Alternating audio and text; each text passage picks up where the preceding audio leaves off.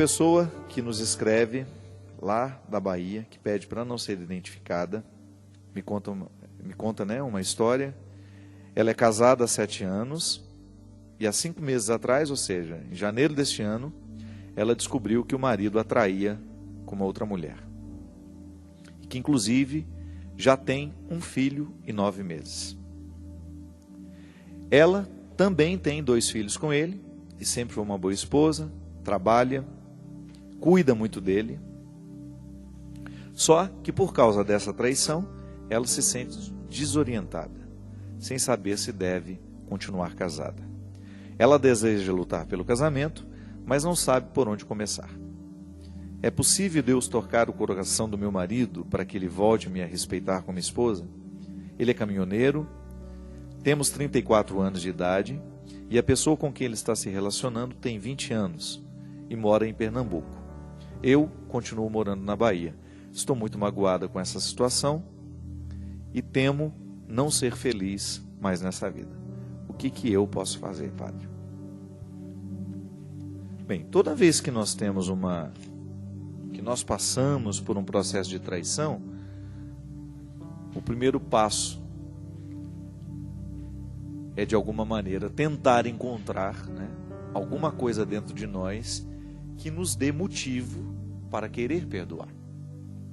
É interessante, gente, porque às vezes os relacionamentos são tão desgastados, já são tão mal construídos, se casam de qualquer jeito, né? Se encontram de qualquer jeito, se relacionam de qualquer jeito. O casamento acaba sendo uma solução, ou até mesmo um processo natural de um namoro, que não teve muita reflexão, que não teve muito conhecimento, que a pessoa, no momento em que ela vê essa dificuldade, ela acaba nem encontrando muito motivo para a reconstrução da relação.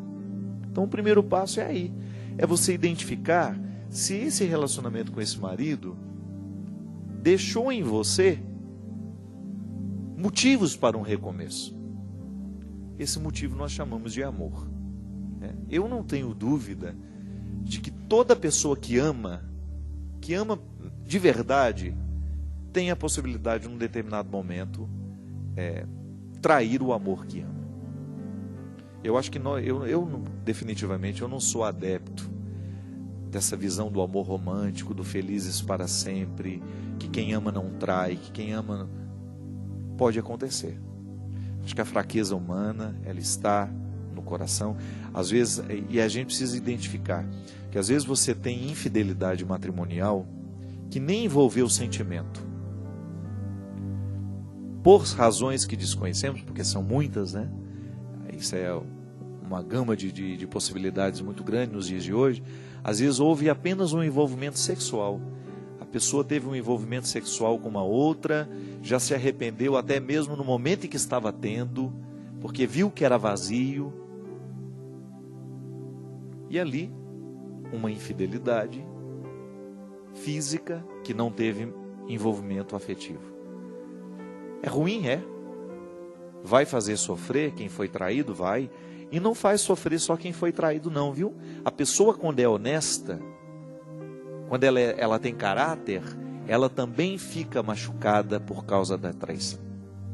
Você que está me escutando agora, que já experimentou ser traidor, sabe que também é doído trair. Sobretudo se você é de índole, se você tem caráter, a pessoa de bem, ela fica mal com a traição que realizou. Agora, ela é problemática? Qual é o caminho que você vai encontrar para reconstruir isso? Entre 2 pessoas. Eu acho que o amor é o pilar, é o primeiro elemento que a gente precisa resgatar para poder reconstruir o relacionamento. Porque eu acredito na possibilidade da reconstrução de um relacionamento, mesmo depois da traição. Eu já acompanhei muitos casais, minha gente, que passaram por situações terríveis de traição e que hoje vivem uma fidelidade maravilhosa, porque houve o perdão naquele momento, porque houve a verdadeira reconciliação a partir do amor sentido. Volto a dizer, às vezes foi apenas uma traição física, Não houve nem envolvimento afetivo. Agora, quando existe o envolvimento afetivo, isto é, a divisão do amor, né? Porque antes tem a divisão do corpo. Em muitos casos há o envolvimento afetivo. Começa a conversar, começa a telefonar, começa a ter muitos contatos pela internet. A internet facilita demais isso, né? Porque ela acaba criando uma aura de ilusão em torno da pessoa. Aí é mais difícil, é mais complicado, porque você tem um envolvimento afetivo. E eu acredito, minha gente, que todo casal que enfrenta essa dificuldade precisa buscar os recursos para poder tentar recuperar essa relação. Sobretudo se tem filhos, né? Eu acho tão nobre na vida de um casal, sobretudo se existe amor de verdade. Você não, gente, vamos nos perdoar e vamos recomeçar por causa do amor que nós temos um pelo outro e por causa do amor que nós temos pelos nossos filhos. O amor será sempre o fator que vai nos ajudar a dar o motivo para perdoar. Agora, perdoar, é aqui que entra a grande questão. Não significa você permitir que o outro fique errando a vida inteira ao seu lado. Não é isso, não. Porque eu acho que tem que ter tudo bem, houve um erro, houve uma queda, houve duas, houve três, não sei. Vamos sentar, vamos começar e vamos conversar e vamos fazer um compromisso de fidelidade.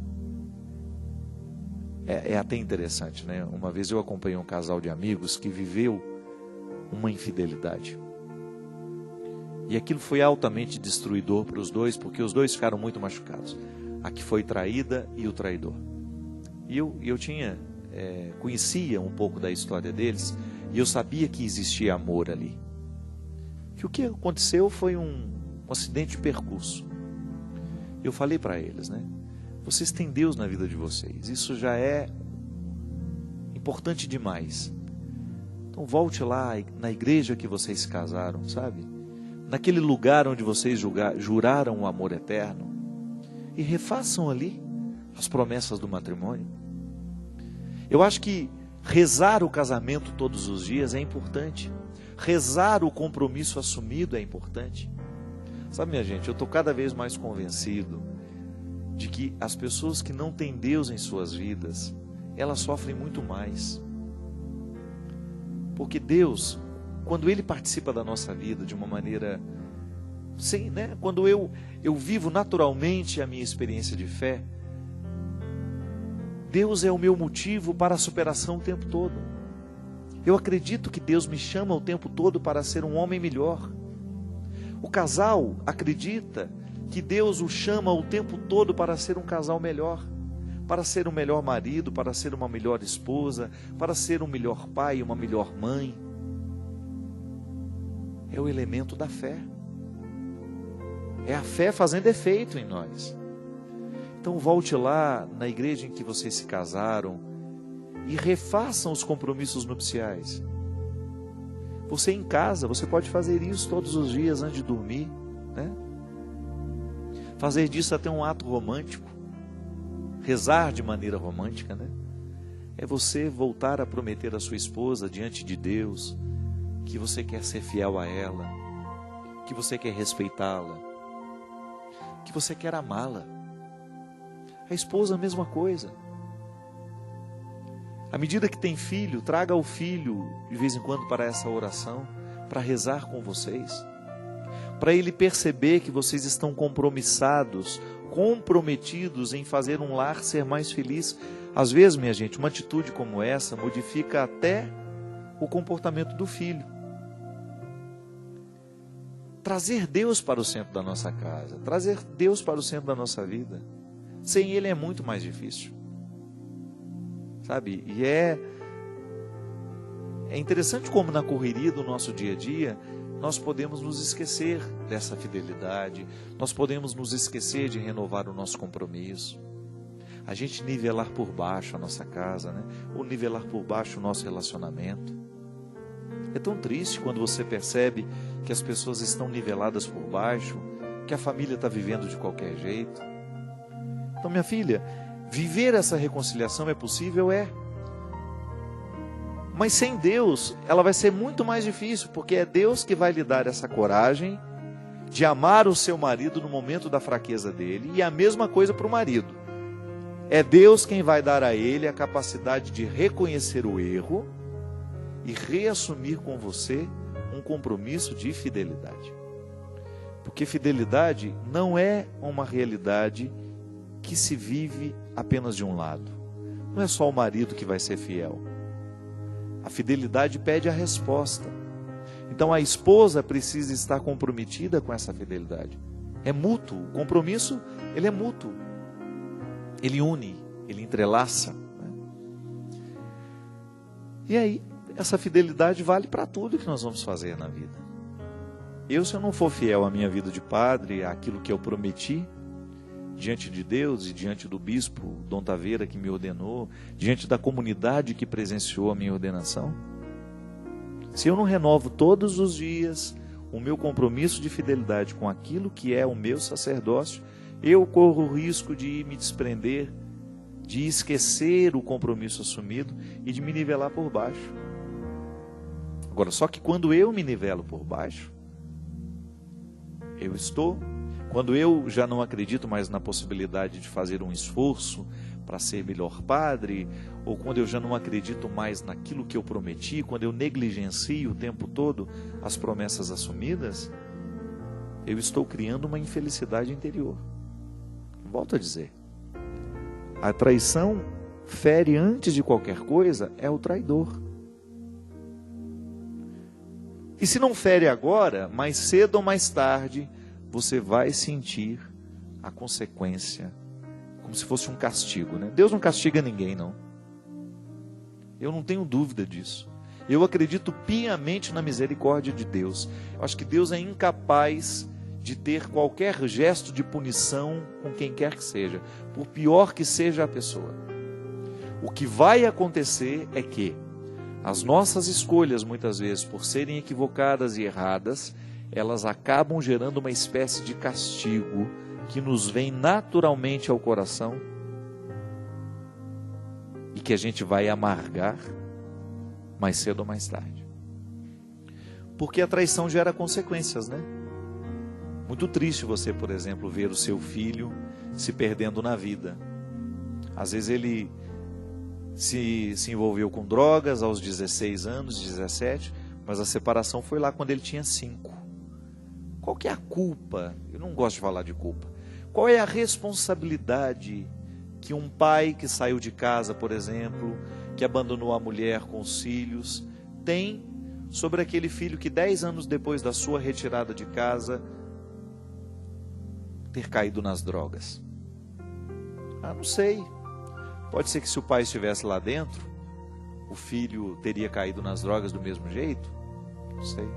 Só que as estatísticas nos mostram que famílias bem construídas, bem começadas, bem vividas, elas podem, com certeza, elas podem inibir a criminalidade.